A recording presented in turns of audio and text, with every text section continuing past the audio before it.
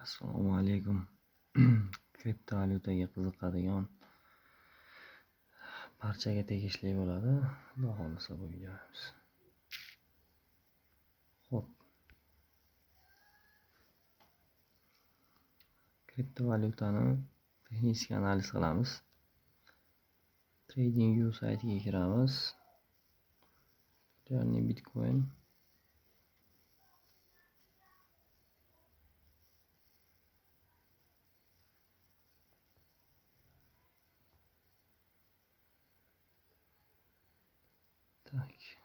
super grafikni ochib olamiz.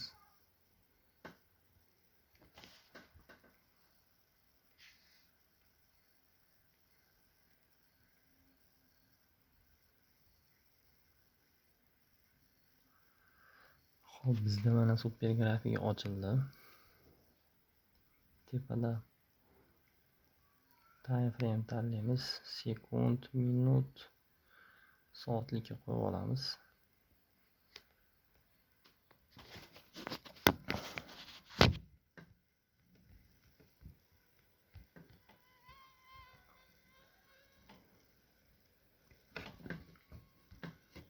Instrument liniya trendi.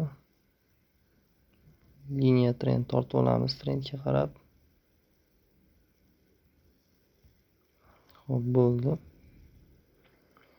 Xo'p, bizga eng qiladigan ishimiz, birinchi kirib qoladigan ishimiz bu trendni aniqlash bo'ladi. Kirdik. Narx pastga qarab tushib ketyapti. Ko'rib turibmiz, ya'ni trend pastga qarab bo'lyapti. Bu degani bozor narxi tushyapti. Bozor narxi tushayotganda albatta biz futures akkauntda ishlaydigan bo'lsak, bozor trendi pastga qarab ketyapti. Biz pozitsiyamizni ham pastga qarab ochamiz, если futuresda bo'ladigan bo'lsak. Lekin spotoviy akkauntda bo'lsa